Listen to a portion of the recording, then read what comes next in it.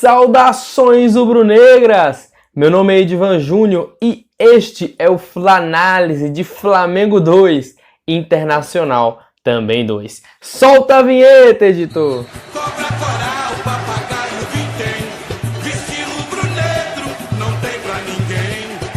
Cobra coral, papagaio, vintém, viste rubro-negro, não tem pra ninguém. Viva do Jesus do céu! E claro, sempre depois da vinheta, eu vou pedir que você curta esse vídeo, que você comenta aí embaixo o que você achou do jogo de ontem, o que você achou do vídeo de hoje e compartilha para que o canal possa crescer cada vez mais. E se você não é inscrito, por favor, inscreva-se. E o jogo de ontem? O jogo de ontem foi um primor, foi uma maravilha. Não é nem um absurdo dizer que o jogo de ontem foi o melhor jogo do futebol mundial. E isso eu não estou exagerando, eu sou um cara muito pé no chão. Mas é porque você pega o El Clássico, Real Madrid e Barcelona. Não foi essas coisas, foi um jogo bom. Foi um jogo bom de se assistir, mas não foi essas coisas. Teve o clássico entre Manchester United e Chelsea, foi horroroso. Não foi nem ruim, foi horroroso esse jogo. Nós tivemos também o melhor time do mundo hoje, que é o Bayern de Munique, jogando contra o Eintracht Frankfurt. Ganhou de 5-0, não tem nem graça. O campeonato alemão não tem graça, o Bundesliga. É um nível alto, mas não tem graça. É de graça, os times lá disputam quem vai ser o segundo colocado. Porque o primeiro nós já sabemos que é o Bayern de Munique. Então, no futebol mundial ontem, Flamengo e Internacional fizeram um jogo absurdo.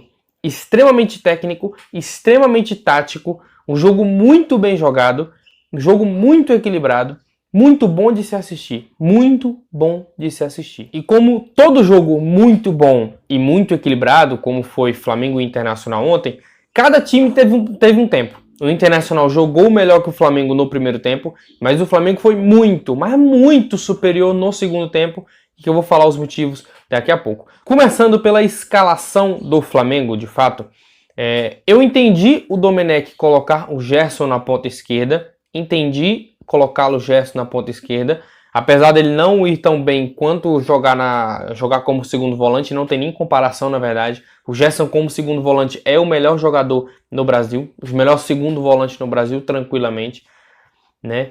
Só que é o problema, nós não tínhamos o Bruno Henrique. Gente, e só tem um jogador no elenco do Flamengo inteiro que substitui o Bruno Henrique na ponta esquerda bem, que é o Pedro Rocha. O problema do Pedro Rocha é lesões. Ontem ele estava no banco, mas era só para compor número. Ontem ele não iria entrar de forma nenhuma. Está voltando de lesão ainda. Pedro Rocha provavelmente joga na quarta-feira, né, contra o Atlético Paranaense, que é um adversário inferior. Então pode ser que ele jogue para pegar ritmo. Mas ele é o único jogador que substitui o Bruno Henrique, que estava suspenso. Ou seja, se você coloca o Vitinho na ponta esquerda, já ficou claro 1 milhão de vezes que o Vitinho não rende na ponta esquerda. Ele vai se transformar naquele jogador lento e preguiçoso e que todo mundo odeia vê-lo em campo. Aí o que ele preferiu fazer? Traz o Vitinho para o meio como uma espécie de segundo atacante ou um meia ofensivo central, porque você rende o Vitinho. Como eu já disse no vídeo passado, o Vitinho jogou melhor assim no CSKA da Rússia, foi onde ele melhor jogou bola, dessa maneira, centralizado, tendo liberdade para ir pelos dois lados. Então, ele preferiu dar essa chance ao Vitinho, né, o Vitinho jogar centralizado e trouxe o Gerson para a ponta esquerda. E ficou com o Ilharão e Thiago Maia como os volantes. Né? O problema é, o Gerson não rendeu. O Internacional conseguiu neutralizar o Gerson, conseguiu neutralizar a ponta esquerda. Então, no primeiro tempo, o Gerson não rendeu. E esse foi o principal problema do Flamengo, além, claro, das duas entregadas de bola do Isla e do Gustavo Henrique. O Koudé, técnico do Internacional, é muito bom técnico, muito bom treinador. E ele entende de fato ele entendeu de fato o que o Domenech propôs. Ele sempre vai propor isso. O Flamengo sair tocando bola desde a defesa até o ataque. É uma saída de bola controlada. O problema é, quando você tem uma equipe que marca a pressão e ela marca uma pressão bem feita, você tem que fazer isso bem feito. Senão acontece o quê? Os 2 gols dados pelo Flamengo. O primeiro bizarro do Isla. Você não pode jogar um drible contra o Patrick na velocidade no corpo, você sempre vai perder. O filho da mãe é muito forte e ele é muito rápido. Ele é muito forte e ele é muito rápido. Então ele vai ganhar de você todas. Eu acho que o Isla não conhecia o Patrick. Depois de ontem, passou a conhecê-lo. Então, o Patrick, obviamente, ganhou na velocidade, ganhou no corpo, roubou a bola, deu para o Abel Hernandes de graça, um gol aberto, empurrou 1-0 o Inter. O Flamengo não estava bem no primeiro tempo, até o gol do Pedro, que saiu pouco depois do primeiro gol do Inter. Muito porque o Inter marcava pressão, marcou muita pressão alta em cima do Flamengo. Então ficava difícil o Flamengo controlar a saída de bola. O Flamengo começou a errar demais. Apesar de nenhuma saída certa, isso tem que ser feito, isso tem que ser dito, tá? Tem que ser frisado. Muita gente critica a saída de bola tocada. Por quê? Porque tem medo justamente de um jogador perder a bola e entregar o gol de graça ao adversário. Mas não é sempre que isso acontece. Não. Qual foi a última vez, por exemplo, que você viu o Flamengo entregar um gol dessa forma, sem ser o jogo de ontem? Eu não me lembro, sinceramente. E os primeiros gols do Flamengo, o golaço do Pedro, saiu numa saída de bola do Flamengo, tocando, né? A defesa começou a tocar, veio no Isla, o Isla cortou para o meio, deu no Pedro. O Zé Gabriel, que era o zagueiro que estava marcando o Pedro, ele perdeu todas no jogo inteiro. Por quê? Porque ele foi antecipar ao Pedro. Gente, o Pedro é alto, o Pedro é forte e ele é levemente rápido, tá? O Pedro é um jogador muito rápido, mas ele é um jogador não paradão, né? Ele tem mobilidade.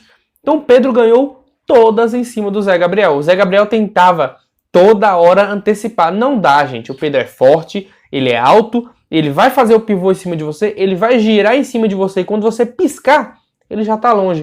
O primeiro gol foi dessa forma. O Isla tocou, o Zé Gabriel tentou antecipar, Pedro jogou o corpo, fez o giro e já foi. Não tinha mais nada que o Zé Gabriel pudesse fazer. Só ficou olhando de longe a jogadaça do Pedro. Foi levando para o meio, a zaga do Inter foi abrindo, o Vitinho fez a movimentação perfeita, trazendo para a lateral do campo, o Moledo teve que acompanhar o Vitinho, abriram, o Pedro de uma forma genial, deu uma chapada no canto, sem chances para o Marcelo Lomba, um golaço do Pedro, coroando uma atuação exuberante do centroavante Pedro, é maravilhoso vê-lo jogar. Se você que está assistindo esse vídeo hoje, você sonha em ser um centroavante, assista os jogos do Pedro, você vai saber o que fazer. Aprenda com ele. O cara é um manual de como ser um centroavante. Joga muito. Ontem foi o dono do jogo, foi o melhor da partida, ao lado do Patrick do Internacional, mas eu vi o Pedro ainda superior.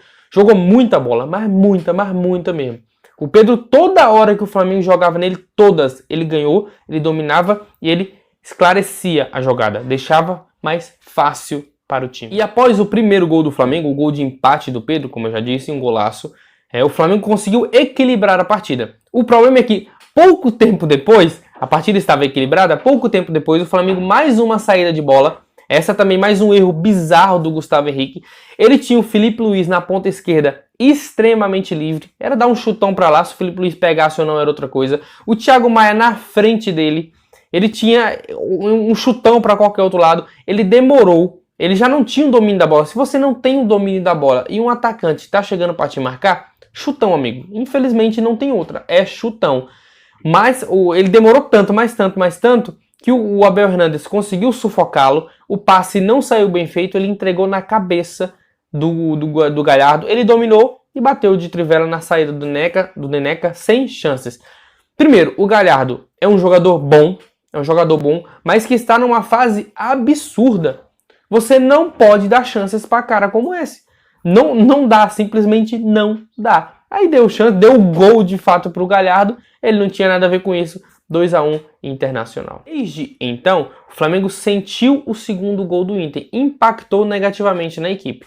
Nós não conseguíamos mais criar jogadas. O primeiro tempo ficou à mercê do Internacional, que teve outras chances para ampliar. Até ampliou com o chute do mais um golaço do Galhardo, mas estava muito bem impedido. Então o Internacional teve chances para fazer o 3-1. O Flamengo, depois do segundo gol, deu uma caída monstra no desempenho. E acabou o primeiro tempo. Fim de primeiro tempo, Internacional 2-1. Merecido o resultado no primeiro tempo para o Internacional. E a partir do segundo tempo, as coisas começaram a mudar. Por quê? Porque o Domenech fez a mudança cabal no jogo. Uma mudança que mudou todo o rumo do jogo. Ele pegou o Vitinho, mandou para a ponta esquerda, trouxe o Gerson para o meio campo. O Gerson começou a armar o jogo junto com o Everton Ribeiro. Detalhe que o Everton Ribeiro ele só fez o gol de empate, tá? Porque a partida do Everton Ribeiro e do Thiago Maia, tá, dos dois em questão foi horrorosa, mas foi muito ruim, mas foi muito. O Everton Ribeiro, tudo que tentava, errava. Ele só apareceu no finalzinho da partida, ele cruzou uma bola, quase foi um gol de cabeça do Gustavo Henrique, e fez o gol de cabeça, só. Muito, mas muito mesmo ruim a partida do Everton Ribeiro, mas craque é isso, né? Tá jogando mal, nenhuma bola ele decide. O Thiago Maia também foi muito abaixo da crítica, ele tava errando domínio bobo, ele tava errando passe bobo, coisa que não é do perfil do Thiago Maia, mas tem crédito, né? Ambos têm muito, mas muito crédito com a torcida e com o treinador. A partir desta mudança que eu falei, de trazer o Gerson para o meio campo, jogar o Vitinho para a ponta esquerda, o Flamengo melhorou infinitamente. Claro, obviamente, como eu já disse, o Vitinho sumiu da partida, porque ele na ponta esquerda ou na ponta direita não vai servir. Não vai servir. Mas beleza, o Vitinho tá lá. É melhor você recuperar o Gerson do que recuperar um Vitinho, por exemplo. O Gerson, ele, em comparação, ele agrega muito mais valor à equipe do que propriamente o Vitinho. O Flamengo começou a mandar no jogo. Por quê? Porque o Internacional de Kudê começou a fazer muita cera, mas muita cera mesmo. Era caindo toda hora, era pedindo falta toda hora. O Marcelo Lomba tomou amarelo por conta da cera, por conta de atrasar demais a partida. Porque esse foi o jogo do Kudê, o jogo do Internacional no segundo tempo. Um time muito mais reativo. Por quê? Porque não tem peças para recomposição. O time do Internacional cansou demais, morreu no segundo tempo. Foi quando o Flamengo amassou de fato. Teve chances com o Pedro, teve chances com o Vitinho. Teve uma lá do Vitinho que o Vitinho errou a cabeçada. O cara conseguiu errar o movimento de cabeça sozinho. O Vitinho furou uma cabeçada. Tá? E um detalhe que eu não falei, teve os pênaltis no primeiro tempo. Um pênalti, claro, o do Pedro eu achei discutível. De verdade eu não achei pênalti, mas entendo quem tem achado. Agora do Moledo é indiscutível. O Moledo no primeiro tempo pulou com o braço aberto. A bola bateu no braço, pênalti claro. Nem o VAR foi chamado. Mas enfim, no segundo tempo o Flamengo teve chances atrás de chances. Teve chutes com Pedro, teve o chutaço do Felipe Luiz no travessão, que iria ser gol. Né? A bola desviou no Moledo e acabou subindo, pegando no travessão, iria ser gol. Teve chances com o Vitinho, como eu já disse, teve chances com o Gerson. O Flamengo não merecia empatar o jogo, o Flamengo merecia virar o jogo. Foi muito, mas foi muito superior ao Internacional. E bateu tanto até que acabou entrando. O Gerson, numa jogada pela ponta direita, pela ponta esquerda, pela ponta esquerda, trouxe para o meio, cruzou. E o Everton Ribeiro, mais um gol de cabeça do Everton Ribeiro, baixinho o Everton Ribeiro, acabou empatando o jogo no finalzinho. Os colorados não tendo que reclamar dos 7 minutos de acréscimo. Eu achei foi pouco. Só um lance lá do Galhardo, ele ficou 2 minutos no chão. Fora as 5 substituições em 3 paradas diferentes. Paradas para machucados. O Marcelo Lomba toda hora atrasando a partida, então 7 minutos foi pouco. E uma coisa a se considerar, o gol saiu aos 49, ou seja, com 4 minutos de acréscimo. Não tendo que reclamar de arbitragem. Como eu já disse, o Flamengo teve um pênalti claríssimo num dado, que foi o do Rodrigo Moledo, um toque na mão dentro da área, e um suposto que para mim não foi, o empurrão em cima do Pedro. O Flamengo dominou o segundo tempo absurdamente, massacrou o Inter no segundo tempo. Teve acho que 71% de posse de bola, amassou, como já disse, no segundo tempo, merecia a virada. O Pedro merecia mais um gol. Jogou muito, uma partida memorável do Pedro. Dado as circunstâncias, não foi um resultado ruim. Empatamos com o líder, nosso co-líder, lá na casa deles. Então, na volta, o jogo será no Maracanã. Eu não duvido de nada que já tenha, muito provável na verdade, que já tenha torcida. Então, o fator campo mudará bastante com a torcida do Flamengo, que é um absurdo. Quarta-feira, jogo contra o Atlético Paranaense, que é um adversário bastante inferior, não é aquele Atlético dos últimos anos, tá? O Atlético hoje é um Atlético muito abaixo da crítica, mas muito mesmo. Pegaremos o Atlético, no fim de semana que vem pegaremos São Paulo, é um jogo difícil, mas é dentro do Maracanã. Obrigação do Flamengo ganhar e obrigação tomar a ponta do campeonato. Seguimos firmes, seguimos fortes, porque ainda somos os favoritos. Isso aqui é Flamengo. Saudações rubro-negras.